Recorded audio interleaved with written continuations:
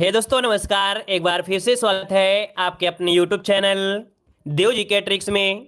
तो दोस्तों हम यहाँ पर डेली की तरह रात 8:45 में यहाँ पर हिंदी का फुल टेस्ट यहाँ पर सॉल्व करेंगे। जो कि आप किसी भी एग्जाम की तैयारी कर रहे हैं, चाहे आप बीएड एग्जाम की तैयारी कर रहे हो, लेखपाल की, वीडियो एग्जाम की, या यूपी पुलिस की तैयारी, या किसी भी स्टेट से हैं, तो ये क्लास समझिए आपके लिए अमृत के समान है। ठीक है, तो चलिए फिर स्टार्ट करते हैं। सभी को गुड इवनिंग, सभी को गुड इवनिंग, सभी को गुड इवनिंग, सभी को जय हिंद। चलिए पहला क्वेश्चन कहाँ गया? अरे चलिए पहला क्वेश्चन शायद ऊपर रह गया, हमने 2 क्वेश्चन से स्टार्ट किया, यहाँ पर आ गया पहला क्वेश्चन। चलिए सभी को जय हिंद, सभी को जय हिंद, गुड इवनिंग, सभी को गुड इवनिंग। स्टार्ट किया जाए। चलिए आइए, पहला क्वेश्चन आपके सामने दिया गया है कि हिंदी खड़ी बोली किस अपभ्रंश से विकसित हुई है। सभी लोग जवाब देंगे और जवाब के साथ साथ काउंटिंग भी करते चलेंगे कि कितना स्कोर आपका यहां पर बन रहा है आज की क्लास में। ठीक है, चलिए पहला क्वेश्चन है कि हिंदी खड़ी बोली किस अपभ्रंश से विकसित हुई है। इसका राइट आंसर इनमें से क्या हो जाएगा? तो देखो, हमने बताया था कि जो सौरसेनी अपभ्रंश अर्थात सौरसेन जो आपका जैसे मथुरा है, ये सौरसेन जनपद के पहले आता था, तो उसी के नाम से भी पढ़ा, तो ऑप्शन हो जाएगा सी नंबर, सौरसेनी अपभ्रंश से विकसित हुई है। खड़ी बोली को कौरवी भी कहा जाता है और यह पश्चिमी हिंदी की प्रमुख बोली है, तो इसका ऑप्शन बनेगा यहाँ पर सी नंबर हो जाएगा। आगे बढ़ते हैं, क्वेश्चन आपसे अगला पूछा गया है कि बिहारी हिंदी का विकास किस प्राकृत या अपभ्रंश से हुआ है। यहां पर बताइए, बिहारी हिंदी का जो विकास हुआ है यह किस प्राकृत या अपभ्रंश से हुआ है। यहां पर जवाब दीजिए 2 नंबर में। चलिए तो देखो भाई, यहां पर जिसका जवाब आ रहा है यहां पर बी नंबर, मगधी अपभ्रंश। हमने बताया था मगध साम्राज्य, अगर आपको याद होगा, मगध मगध बिहार को कहते थे, बिहार को, तो इससे तो आपको याद हो गया तुरंत कि बिहार और आपका मगध कितनी आसानी से याद हो गया। तो याद रखिए, मगध अर्थात यहां पर मगधी अपभ्रंश से आपका हुआ है, मगधी अपभ्रंश से। ठीक है, जैसे आपका पटना, गया, हजीबाबाद आदि जिलों में ये बोली आपकी बोली जाती है। आगे बढ़ते हैं, क्वेश्चन आपसे अगला पूछा गया है, अंगिका किस राज्य की बोली है।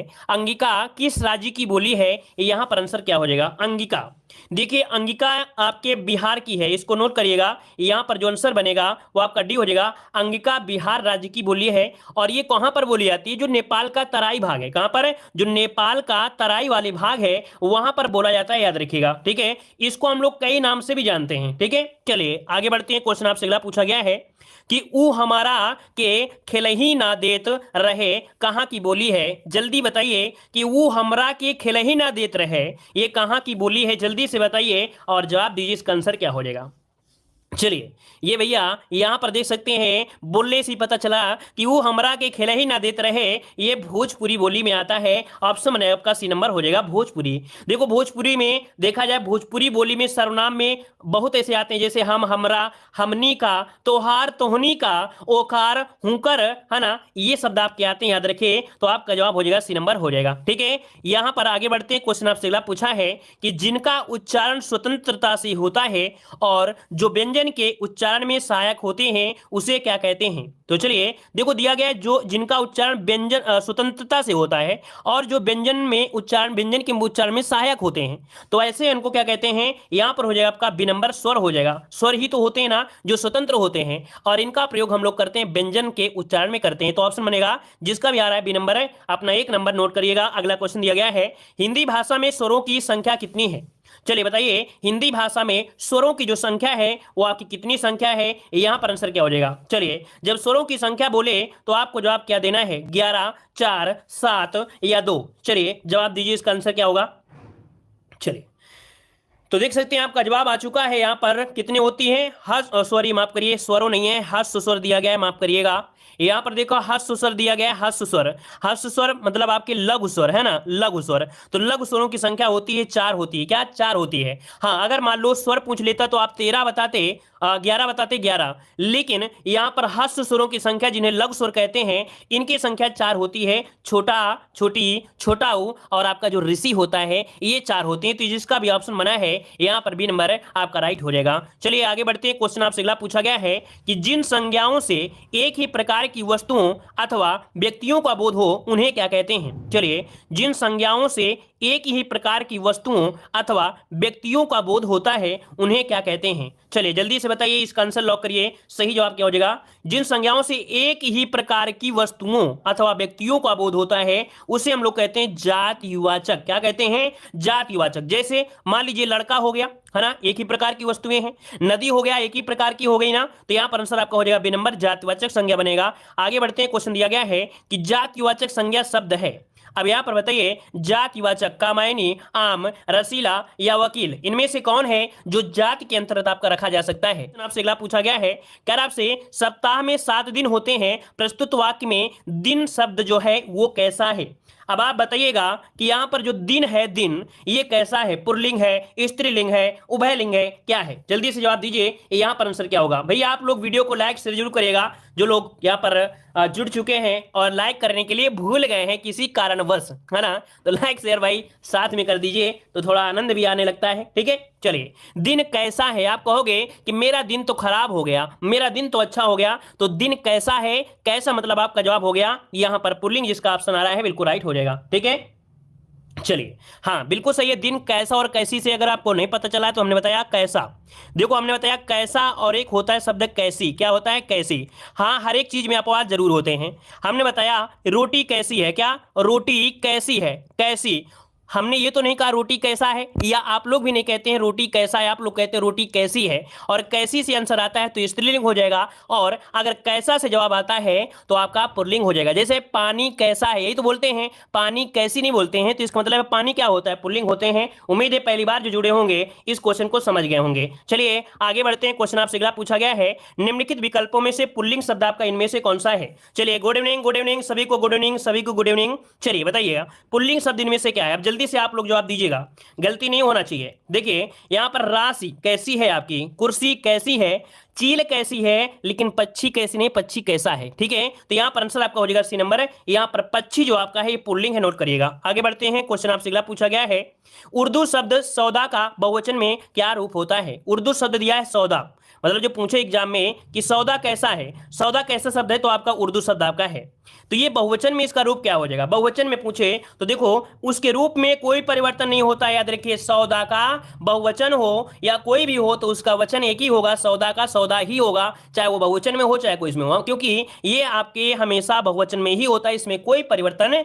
नहीं होता है। ठीक है, चलिए आगे बढ़ते हैं, क्वेश्चन आपसे अगला पूछा गया है, हिंदी में मैं का बहुवचन इनमें से क्या हो जाएगा। मैं जो आपके सर्वनाम है, अब आप बताइए कि मैं का बहुवचन बनाएंगे तो क्या बताएंगे, हैं म्यू तो कर नहीं देंगे, आप कहेंगे हम, क्या कहेंगे, हम कह देंगे, तो आपका जवाब हो जाएगा मैं का मतलब हम, ऑप्शन बनेगा आपका ए नंबर हो जाएगा। बड़ा सम्मानी व्यक्ति हो मतलब शब्द होता है कि मैं ना कहा है, हम कह दे कि हम आपको है, जैसे हम आपको हमेशा कहते हैं हम, है ना, और तुमको हमने कभी जल्दी गलती में निकल गया हो तो निकल गया हो, लेकिन हम आपको हमेशा तुम नहीं बोलते हैं, आपको बोलते हैं आप ही बोलते हैं, एक आदत तो हो जाती है।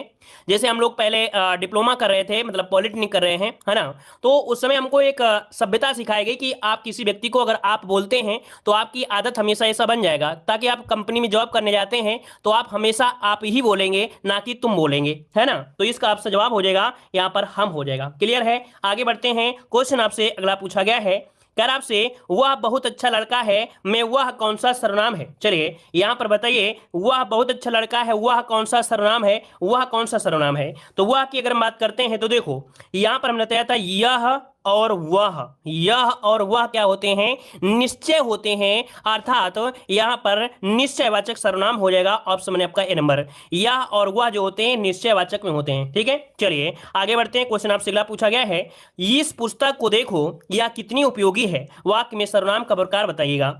इस पुस्तक को देखो यह कितनी उपयोगी है, अब आप बताइए क्या हो सकता है यहां पर। चलिए यह दिया है ना, यह, और यह शब्द क्या बता रहा है कि ये निश्चय है, यह निश्चय है कि अच्छी बुक है, तो ऑप्शन क्या हो जाएगा, बी नंबर आपका हो जाएगा, क्योंकि यह शब्द ही इंगित कर रहा है कि निश्चय है। आगे बढ़ते हैं, क्वेश्चन आपसे अगला पूछा है कि एक विशेषण शब्द आपका नहीं है, एक विशेषण शब्द आपका नहीं है, देखने से पता चल रहा होगा क्या, लजीला, लाडला, लापता, लेकिन लांछन जो दिया गया लांछन, है ना, लांछन ये आपका कह सकते हैं विशेषण आपका नहीं है ना, ये लांछन का विशेषण लंचित होता है। क्या लांछन का अगर विशेषण पूछ ले कि लांछन का विशेषण क्या होता है, तो लांछित होता है, क्या यहां पर हो जाता है लांछित हो जाता है, लांछित हो जाता है। ठीक है, चलिए आगे बढ़ते हैं, क्वेश्चन आपसे दिया गया है कि राम की गाय बहुत काली है, वाक्य में काली शब्द जो है वो आपका है क्या। चलिए राम की गाय बहुत काली है, तो वाक्य में जो काली है तो है क्या, सर्वनाम है, क्रिया है, विशेषण है या प्राविशेषण है। तो भाई आपको बताया गया है जब रंग रूप की बात करें, है ना, कोई गोरा है कोई काला है, तो भाई रंग रूप ही है ना, और रंग रूप जो आता है वो गुणवाचक विशेषण में आता है, मतलब ऑप्शन जो बनेगा यहां पर जिसका भी ऑप्शन आ रहा है सी नंबर बिल्कुल राइट हो जाएगा, सी नंबर। आगे बढ़ते हैं, क्वेश्चन दिया गया है निम्नलिखित वाक्यों में अकर्मक क्रियार्थक शब्द आपका कौन सा है। मतलब यहां पर अकर्मक क्रिया पूछा गया, अकर्मक। बूंद बूंद से घड़ा भर जाता है, इस टब को पानी से भर दो, माँ बेटियों को खाना खिला रही है, चाचा जी ने मुझे पत्र लिखा। जल्दी से बताइए यहां पर आंसर इनमें से क्या हो जाएगा। चलिए तो देखो यहां पर जो दिया गया है कौन सा, ए नंबर हो जाएगा, बूंद बूंद से घड़ा भर जाता है, ये अकर्मक क्रियार्थक वाक्य आपका है। अकर्मक क्रिया मतलब अकर्मक क्रिया वाले वाक्यों में कर्म की अपेक्षा नहीं होती है, कर्म की अपेक्षा नहीं होती है, और कुछ क्रियाओं में सकर्मक अकर्मक दोनों रूप में प्रयोग हो सकता है। तो घड़ा भरता है, घड़ा भरता है, यहां पर हो जाएगा घड़ा भरता है, ठीक है, तो यहां पर अकर्मक क्रिया हो जाएगा। ठीक है, चलिए आगे बढ़ते हैं, क्वेश्चन आपसे अगला पूछा गया है, कह रहा आपसे उठाना क्रिया का अकर्मक रूप बताइए। उठाना जो दिया है ये प्रेरणार्थक क्रिया है जो कि सकर्मक में है, लेकिन यहां पर अकर्मक पूछे तो अकर्मक क्या बन जाएगा, तो उठाना का हो जाएगा उठना, उठना यहां पर जो आपका है डी नंबर, उठना ये अकर्मक हो जाएगा और उठाना एक प्रेरणार्थक क्रिया हो जाएगा, तो यहां पर आंसर हो जाएगा आपका डी नंबर। ठीक है ना, चलिए आगे बढ़ते हैं, क्वेश्चन आपसे अगला पूछा है कि करण कारक किस वाक्य में है, करण कारक किस वाक्य में है, 19 को ऑप्शन दीजिएगा, करण कारक किस वाक्य में है। राम को फल दो, वह कलम से लिखता है, यह राम की पुस्तक है, वृक्ष से पत्ते गिरते हैं, तो गिरने वाला तो ऑप्शन हो नहीं सकता है। अब को जो होता है वो कर्म होता है ना, तो यहां पर देखिए वह कलम से, करण से, किसी ना किसी कारण से अर्थात कलम से लिख रहा है, तो ये शब्द जो आपका है करण से हो जाएगा, और जिसका भी ऑप्शन आया है यहां पर बी नंबर, उसका ऑप्शन लॉक हो जाएगा। आगे बढ़ते हैं, क्वेश्चन दिया गया है कि कानो सुनी बात पर यकीन मत करो, रेखांकित पद का कारक बताना है। कानो सुनी बात पर यकीन मत करो ये पूछा गया है। अब आप बताइए यहां पर बताइए कौन सा कारक हो सकता है। देखो यहां पर रेखांकित कर लीजिए, यहां पर जो सिर्फ दिया गया है कानो सुनी, इसमें अंडरलाइन करना है, ठीक है, कानो सुनी में अंडरलाइन करना है। अब कानो सुनी जो आपका है क्या हो जाएगा, तो हम कहेंगे कि यहां पर कान से सुना होगा कि नहीं सुना होगा, से, करण से, कान से सुना, तो यहां पर क्या हो जाएगा, सी नंबर है, करण कारक इसका आंसर राइट हो जाएगा। कान से सुनी या कानों द्वारा सुनी हुई बात, क्लियर है ना, कान से सुनी या कानों द्वारा सुनी बात, तो ऑप्शन क्या होगा, सी नंबर हो जाएगा। चलिए आगे बढ़ते हैं, क्वेश्चन आपसे दिया गया है कि सुरेश गीत गा रहा था, वाक्य में काल आपको बताना है। सुरेश गीत गा रहा था, अब बताइए ये कौन सा काल हो जाएगा। अब वो जो गीत है वो अभी खत्म हुआ है कि नहीं खत्म हुआ है, हमको नहीं पता है, मतलब ये है कि क्रिया अभी अधूरी है या पूरी है, अभी आपको पता नहीं चल रहा है। इस कारण से ऐसी क्रिया जब पता न चले कि ये क्रिया पूरी है या नहीं है, तो वो अपूर्ण क्रिया होती है, अर्थात अपूर्ण भूतकाल हो जाएगा। ठीक है, चलिए आगे बढ़ते हैं, क्वेश्चन आपसे अगला पूछा गया है, मैं खाना खा चुका था, इस वाक्य में कौन सा भूतकालिक भेद है। मैं खाना खा चुका था, देखो हमने बताया था कि मैं खाना खा रहा था, तो खाना जो शब्द होता है खाने की क्रिया आसन्न होता है, लेकिन जब कभी भी आपसे ये दे दे कि यहां पर चुका है, चुकी है, चुके हैं, है ना, या चुका था, चुकी थे, तो चुकना मतलब होता है कि कार्य पूरा हो चुका है, चुकना मतलब हो गया कि कार्य पूरा हो गया है, तो ऐसी स्थिति में आपको बताना है कि पूर्ण भूतकाल है, क्या है, पूर्ण भूतकाल बनेगा, ना कि आसन्न भूतकाल। ठीक है ना, आसन्न मत लगाइए, इसका ऑप्शन भी हो जाएगा पूर्ण भूतकाल। चलिए आगे बढ़ते हैं, क्वेश्चन आपसे अगला है कि भाववाच्य आपको छांटना है, भाववाच्य इनमें से क्या हो जाएगा। चलिए भाववाच्य इनमें से क्या है 23 नंबर में, चलिए 23 नंबर की अगर बात करते हैं तो दादाजी के द्वारा अनिल को डांटा गया, तोते से उड़ा नहीं गया, मतलब आपका जवाब आपके सामने मिल चुका है, तोते से उड़ा नहीं गया, ऑप्शन बनेगा आपका बी नंबर हो जाएगा। ठीक है, चलिए आगे बढ़ते हैं, क्वेश्चन आपसे अगला पूछा गया है, कह रहा आपसे निम्नलिखित में से भाववाच्य का उदाहरण इनमें से कौन है। अब आप बताइए भाववाच्य इनमें से क्या हो जाएगा। अब चला जाए, रवि आम चूसता है, मोहनी पत्र लिखती है और शीला से खाया नहीं जाता है। निगेटिव जब आता है अकर्मक क्रिया होती है, और अकर्मक क्रिया के साथ साथ निगेटिव वाला ही आपका भाववाच्य हो जाता है, ऑप्शन में आपका डी नंबर हो जाएगा। ठीक है, चलिए आगे बढ़ते हैं, क्वेश्चन आपसे अगला है परिमाणवाचक क्रिया विशेषण अव्यय, इनमें से बताइए परिमाणवाचक क्रिया विशेषण इनमें से कौन है। 25 नंबर लॉक करिए जल्दी से, परिमाणवाचक क्रिया विशेषण क्या हो जाएगा, सर्वदा, सर्वत्र, इतना, उतना, है ना, ये तो होता है ना, मतलब ऑप्शन जो है सी नंबर इतना, इतना, उतना, यही तो होगा ना। यहां पर सर्वदा का प्रयोग कालवाची में प्रयोग करते हैं, सर्वत्र का प्रयोग हम स्थान में करते हैं, और यहां पर जो दिया है इतना, यही है परिमाणवाचक। ठीक है, चलिए आगे बढ़ते हैं, क्वेश्चन दिया गया है, कह रहा है उसने कटोरा भर दूध पिया, वाक्य में अव्यय शब्द आपका कौन सा है। उसने कटोरा भर दूध पिया, हमने बताया था अव्यय जो होता है वो एक्स्ट्रा वर्ण होता है, जिसको हटा देने से कोई ज्यादा इफेक्ट नहीं पड़ता है, बस अव्यय होता है वो वाक्य को सुंदर बना देता है। तो देखिए 26 का ऑप्शन क्या हो जाएगा यहाँ पर। चलिए देखो यहां पर देखो दिया गया सी नंबर भर, उसने कटोरा भर दूध पिया, है ना, कटोरा भर दूध पिया, तो वाक्य को सुंदर बना रहा है, तो भर शब्द जो आपका है ये अव्यय बनेगा, मतलब जिसका ऑप्शन आ रहा है सी नंबर यहां पर राइट हो जाएगा भर। अगला क्वेश्चन दिया गया है, कह रहा है तत्सम शब्द आपका कौन सा है। तत्सम शब्द शुद्ध शब्द होता है, देख सकते हैं जो आपका दिया गया है कौन सा, यहां पर दिया गया है आपका अमृत दिया गया है ना, अमृत जो आपका दिया गया है वो आपका जवाब हो जाएगा ए नंबर, अमृत जो दिया है ये आपका तत्सम हो जाएगा। ठीक है ना, क्लियर हो गया है। चलिए अच्छा एक पॉइंट ये बताइए, जो आंचल दिया है आंचल, तो आंचल ये शब्द कैसा है, जल्दी से बताइए, आंचल शब्द जो दिया है वो कैसा शब्द है। अगर इस पॉइंट को अगर आप बता देते हैं कि आंचल जो आपका है ये तत्सम है या तद्भव है, तो हम समझेंगे कि थोड़ा बहुत आप लोगों को जानकारी है। लेकिन याद रखिएगा कि कुछ हमने बताया था 100% रूल फॉलो नहीं होते हैं। यहां पर जो आंचल है वो भी यहां पर तत्सम होगा, कैसे, क्योंकि इसका जो तद्भव होता है, इसका तद्भव जो बनता है वो होता है आंचर, क्या होता है, आंचर होता है, आंचर होता है जिसे हम लोग स्तन बोलते हैं। ठीक है ना, तो यहां पर ये क्या हो जाएगा, एक प्रकार से यहां पर इस वाले ऑप्शन में ये अपवाद के रूप में भी है, जो कि ये तत्सम में ही आपका आएगा, याद रखिएगा। ठीक है ना, इसका जो तद्भव होता है वो आंचर होता है, आंचर होता है। ठीक है ना, चलिए आगे बढ़ते हैं। क्वेश्चन आपसे अगला पूछा गया है, कह रहा आपसे निम्नलिखित में से तद्भव शब्द अट्टारी का तत्सम रूप, और अट्टारी का तत्सम क्या होता है, अट्टालिका होता है। क्या होता है भाई, अट्टालिका होता है, और अट्टालिका कहां पर है, ऑप्शन डी दिया गया, अट्टालिका ऑप्शन डी हो जाएगा। ठीक है, चलिए अगला क्वेश्चन यहां पर आपसे दिया गया है, कह रहा आपसे कौन सा शब्द अहि का पर्यायवाची नहीं है।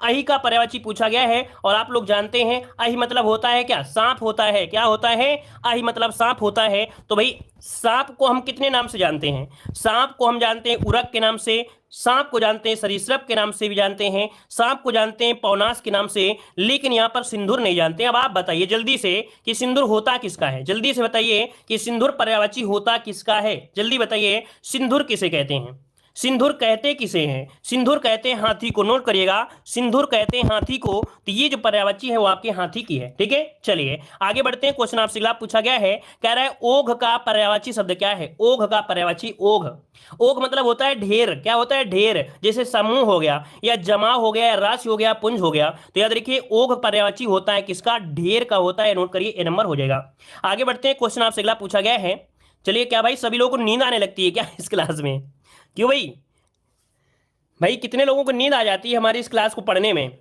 हमको तो लगता है कि इतनी तेज हम पढ़ाते हैं कि आप लोगों को नींद तो भाग जाती होगी, एक कोर्स दूर भाग जाती होगी, है ना। तो भाई इस क्लास को पढ़ने के बाद ही नींद लिया करें, ज्यादा अच्छी नींद आया करेगी। ठीक है, चलिए यहां पर बताइए निम्नलिखित में से कौन सा विलोम शब्द आपका दिया गया है, विलोम शब्द यहां पर दिया गया है विलोम शब्द, अच्छा यहां पर दिया गया है अनभिज्ञ। देखो यहां पर पूरा कह सकते हैं कौन सा विलोम शब्द आपका है, तो यहां पर देखो यहां पर जो अनभिज्ञ दिया गया है, क्योंकि अनभिज्ञ होता किसका है, आप लोग जानते हैं भिज्ञ का विलोम होता है अनभिज्ञ, तो यहां पर अनभिज्ञ जो है वो आपका विलोम शब्द आपका है। ठीक है, चलिए आगे बढ़ते हैं। क्वेश्चन आपसे अगला पूछा गया है, शायद इसी से रिलेटेड क्वेश्चन है कि अनभिज्ञ शब्द का विलोम क्या होगा। अनभिज्ञ का विलोम, इस क्वेश्चन का देखते हैं कितने लोग सही करेंगे, जल्दी से बताइए, गलती नहीं होना चाहिए, इस क्वेश्चन का सही आंसर इनमें से क्या हो जाएगा। चलिए देखो अनभिज्ञ का जो होगा आंसर क्या होगा, यहां पर देखो भिज्ञ होता है, क्या होता है भाई, भिज्ञ होता है, लेकिन अभिज्ञ भी तो हो जाएगा, अनभिज्ञ का अभिज्ञ भी तो होता है भाई। यहां पर जो आपके ऑप्शन बनेंगे वो आपके बनेंगे ए और सी बनेंगे, याद रखिए अनभिज्ञ का विलोम भिज्ञ भी होता है और अभिज्ञ भी होता है, इस कारण से यहां पर जो ऑप्शन बनेंगे ए और सी आपके बनेंगे। चलिए आगे बढ़ते, क्वेश्चन आपसे अगला पूछा गया है, कह रहा है इनमें से कौन सा शब्द गुस्से का पर्यायवाची नहीं है। गुस्से का पर्यायवाची नहीं होता है, गुस्से का पर्यायवाची 33 नंबर में, तो गुस्से का पर्यायवाची देखिए, गुस्से को हम लोग बोलते हैं क्रोध बोलते हैं, गुस्से को हम लोग अमर्ष बोलते हैं, ठीक है अमर्ष बोलते हैं, गुस्से को हम लोग रोष कहते हैं, रोष। लेकिन जो अपकर्ष दिया गया है, अपकर्ष जो दिया गया है ये गुस्से का समानार्थी नहीं होता है, याद रखिएगा अपकर्ष मतलब अपकर्ष जो आपका है ये नहीं होता है, ठीक है ये अवनति का होता है, क्या अवनति का होता है, एक प्रकार से अपकर्ष का अर्थ होता है अवनति होता है। ठीक है, चलिए आगे बढ़ते, क्वेश्चन आपसे अगला पूछा गया है, यहां पर दिया गया है दिए गए विकल्पों में से गेह के समानार्थी शब्द आपके कौन से हैं? गेह के समानार्थी इनमें से क्या क्या बन सकते हैं? गेह के समानार्थी इनमें से क्या क्या बन सकते हैं? तो भाई गेह मतलब कहा जाता है सदन, गेह मतलब भवन, गेह मतलब निकेतन, मतलब ऑप्शन जो आपका सी नंबर है आपका दिया गया है। घर, निकेतन वगैरह जो होते हैं इसी के पर्यायवाची होंगे, तो ऑप्शन में आपका यहाँ पर सी नंबर हो जाएगा। ठीक है, चलिए आगे बढ़ते हैं। क्वेश्चन आपसे अगला पूछा गया है, जिसे भले भले बुरे का ज्ञान ना हो उसे क्या कहते हैं? जिसे भले बुरे का ज्ञान ना हो उसे क्या कहते हैं? यहां पर आंसर दीजिए, आपका जवाब हो जाएगा कि जिसे भले बुरे का ज्ञान ना हो उसे कहते हैं अविवेकी कहते हैं, जिसका ऑप्शन बनेगा ए नंबर हो जाएगा। ठीक है, आगे बढ़ते हैं। क्वेश्चन आपसे अगला पूछा गया है कि जिसका निवारण ना हो सके इसके लिए शब्द क्या होगा? जिसका निवारण ना हो सके इसके लिए शब्द क्या होगा? क्वेश्चन आपसे अगला पूछा गया है, कह रहा अंग अंग फूले ना समाना, मुहावरे का सही अर्थ इनमें से क्या हो जाएगा? अंग अंग फूले ना समाना मतलब होता है बहुत आनंदित होना। क्या है? बहुत आनंदित होना, मतलब ऑप्शन बनेगा आपका सी नंबर हो जाएगा। आगे बढ़ते हैं। क्वेश्चन आपसे अगला पूछा है कि अंगारों पर पैर रखना मुहावरे का सही अर्थ क्या होगा? अंगारों पर पैर रखना मुहावरे का सही अर्थ क्या हो जाएगा? चलिए, मतलब क्या होता है भाई, जोखिम मोल लेना, है ना, जोखिम मोल लेना। अंगारों पर पैर रखना मुहावरे का अर्थ हो जाएगा जोखिम मोल लेना हो जाएगा। ठीक है, चलिए अगला क्वेश्चन बताइएगा। क्वेश्चन दिया गया है कि कपट और कपाट का अर्थ क्या होता है? धोखा, दरवाजा, धोखा और दरवाजा, अरे धोखा दिया गया, अच्छा धोखा दिया गया है, तो यहां पर देखो आपका जवाब ये हो जाएगा धोखा और दरवाजा, बिल्कुल आंसर राइट हो जाएगा, ए नंबर हो जाएगा। ठीक है, चलिए किवाड़ भी कहते हैं भाई, है ना, कपाट का जो पुल्लिंग होता है किवाड़, दरवाजा, द्वार, पट इत्यादि के नाम से जानते हैं। आगे बढ़ते, ये क्वेश्चन दिया गया है, करे कच्छ का अर्थ इनमें से क्या हो जाएगा? कच्छ का अर्थ इनमें से क्या होता है? तो कच्छ का एक अर्थ होता है कमरा और एक अर्थ होता है कांख। ठीक है, याद रखिए इसका आंसर जो बनेगा वो आपका बनेगा कमरा और कांख, इसका आंसर राइट बनेगा डी नंबर। ठीक है ना, याद रहेगा, हमने कई बार आपको पढ़ाया भी है कि जो कच्छ शब्द है ये संस्कृत भाषा का एक संज्ञा पुल्लिंग है और कमरा और कांख ये क्या है? कछारा है, मतलब यहां पर जो आंसर हो जाए आपका डी हो जाएगा। चलिए आगे बढ़ते हैं। क्वेश्चन आपसे अगला पूछा गया है, कह रहे अधिमानता में उपसर्ग पूछा गया है। अधिमानता में उपसर्ग क्या होगा? उपसर्ग एक शब्दांश होता है, नोट करिए, उपसर्ग एक शब्दांश होता है जिसमें से अधि इसमें उपसर्ग आएगा, ऑप्शन सी नंबर यहां पर राइट हो जाएगा। चलिए आगे बढ़ते हैं। क्वेश्चन दिया गया है, कह रहे अनु उपसर्ग से बना शब्द। अच्छा ये बताइए, ऐसा तो नहीं लगता कि हम आपको चारों ऑप्शन को बताएं, क्योंकि जब तक हम बोलते हैं 2-3 बार क्वेश्चन को रिपीट करते हैं तब तक आपको आंसर पता चल जाता है, लेकिन जो क्वेश्चन कठिन होता है उसको हम आपको जरूर बताते हैं। आप लोग कहते भी कि आगे बढ़िए, लेकिन नहीं बढ़ते हैं, क्योंकि नया क्वेश्चन हो या समझाने वाला क्वेश्चन होता है उसको हम आपको समझाकर ही आगे बढ़ते हैं, लेकिन जो क्वेश्चन हमें पता है कि उसको आंसर लगा सकते हैं, हमारे बोलते बोलते तक आप लोग सही कर लेते हैं ना। चलिए जवाब बताइए, अनु से हो जाएगा अनुपमा होगा या अनुचर होगा? जल्दी से बताइए। बिल्कुल सही है, यहां पर जो अनुचर दिया गया है, अनुचर, अनुचर जो दिया गया है ये अनु उपसर्ग से आपका बना हुआ है, अनु उपसर्ग से आपका बना हुआ है। ठीक है ना, क्लियर हो गया। चलिए आगे बढ़ते हैं। क्वेश्चन आपसे अगला दिया गया है, यहां पर देखिए अगला क्वेश्चन दिया गया है कि आहट, आवट, आस किस प्रकार के तद्धित प्रत्यय हैं? किस प्रकार के तद्धित प्रत्यय हैं? देखो हमने बताया था तद्धित प्रत्यय किसे कहते हैं? तद्धित प्रत्यय कहते हैं जो शब्द संज्ञा, जो शब्द संज्ञा या सर्वनाम या विशेषण के साथ अगर बनते हैं, मतलब ऐसे प्रत्यय जो संज्ञा, सर्वनाम या विशेषण के साथ जुड़कर प्रत्यय बनते हैं वो होते हैं तद्धित। लेकिन यहां पर एक होता है तद्धित के बाद एक क्रियार्थक होता है तो क्रिया के साथ, मतलब आपका जो जवाब हो जाएगा 43 का ऑप्शन हो जाएगा, कौन सा बनेगा? यहां पर हो जाएगा सी नंबर, भाववाच्य होता है क्या? आहट, घबराहट।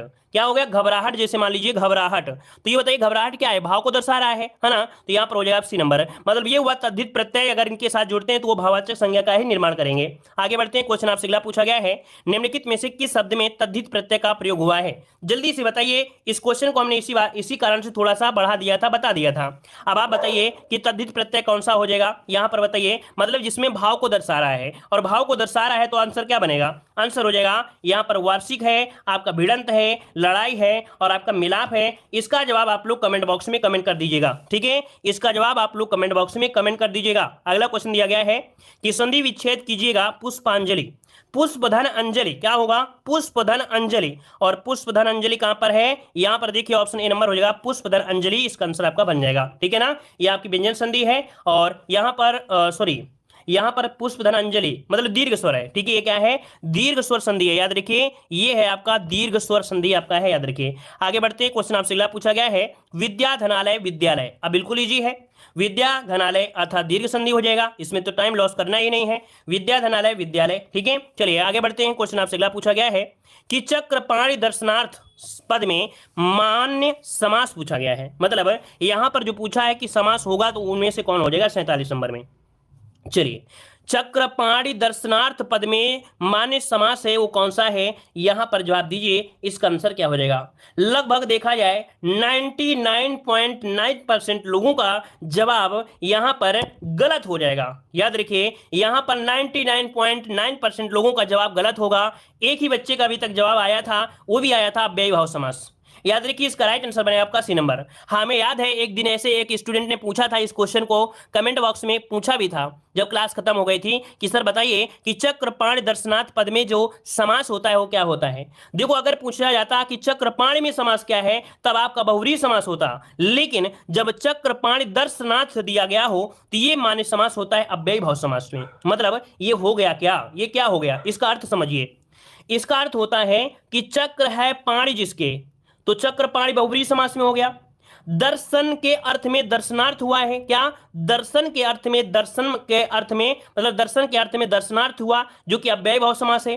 तो चक्रपाणि के दर्शन में एक अव्ययी भाव समास ही होगा। मतलब समूचा पद देखा जाए, पूरे समूचे पद को लिया जाएगा तो यहां पर अव्ययी भाव समास होगा। एक साथ विग्रह इस तरह होगा कि चक्र है पाणि जिसके और उसके दर्शन के अर्थ में। याद रखिए थोड़ा बड़ा टिपिकल क्वेश्चन है, नोट करिए। एक अपवाद आपको मिलेगा हमेशा जो आपको दिमाग में रखना है, रट लीजिए पहले पॉइंट में, ठीक है। न्यू मिला है ये क्वेश्चन तो इसे नोट करिएगा और सर्च भी करिए यूट्यूब में या किताबों में तो आपको मिलेगा जरूर इस क्वेश्चन को। चलिए आगे बढ़ते हैं, क्वेश्चन दिया गया है, कह रहा आपसे यहां पर दिया गया धीरे धीरे का समास। भाई हमने बताया, हमने तो नहीं कहा विष्णु को नहीं कहते हैं, विष्णु जी को कहते हैं, लेकिन उसमें शब्द कुछ और जोड़ दिया गया था, उसमें कुछ शब्द और जोड़ दिया गया था, इस कारण से उसका अर्थ यहां पर चेंज हुआ, ठीक है। चलिए यहां पर दिया धीरे धीरे का समास, तो भाई क्या होगा? दुरुक्ति वर्ण आपको दिया गया है, दुरुक्ति वर्ण। ये क्या होता है? अव्ययी भाव समास होता है। इसका ऑप्शन में आपका बी नंबर अव्ययी भाव से हो जाएगा, ठीक है, अव्यय हो जाना। आगे बढ़ते हैं, क्वेश्चन आपसे अगला है कि नीली कमीज वाले छात्र को यह कलम दे दो, रचना के आधार पर वाक्य का सही भेद कौन सा है? बताइए, नीली कमीज वाले छात्र को यह कलम दे दो, इसमें बताइए कि रचना के आधार पर, रचना के आधार पर 3 प्रकार से होते हैं ना, तो यहां पर बताइए क्या हो सकता है। तो देखो ये सरल वाक्य है, क्यों? क्योंकि ना ही तो और दिया है ना ही कोई योजक चिन्ह दिया है। जब योजक चिन्ह नहीं है तो सिंपल सी बात है कि सरल वाक्य हो जाएगा, ठीक है। चलिए आगे बढ़ते हैं, क्वेश्चन आपसे अगला पूछा है उसने कहा कि मैं घर जाऊंगा, किस तरह की वाक्य है? चलिए बताइएगा, उसने कहा कि शब्द आपको दिया है ना, अब ये की शब्द जो आपका है ये कैसा वाक्य को इंगित कर रहा है? अगर आपने पढ़ा होगा तो आप जरूर जवाब देंगे। की शब्द होता है जो मिक्स कर देता है, मिक्स मतलब मिश्र हो गया, यहां पर आंसर आपका सी हो जाएगा। जैसे कि हमने आपको बताया था की शब्द आपको मिलता है या आपको मिलेगा जो, क्या मिलेगा? जो वह, है ना, जो वह, जब तब, क्योंकि, यदि, तो ऐसे शब्द होते हैं हमेशा आपके मिश्र वाक्य में होते हैं। तो इस प्रकार से आज 50 क्वेश्चन का टेस्ट कंप्लीट करते हैं। आज हिंदी साहित्य के क्वेश्चन आपने नहीं रखा था, कल से हिंदी साहित्य के भी क्वेश्चन जैसे कि हम आपको डेली करवाते हैं वैसे हम आपको डेली करवाएंगे। धन्यवाद।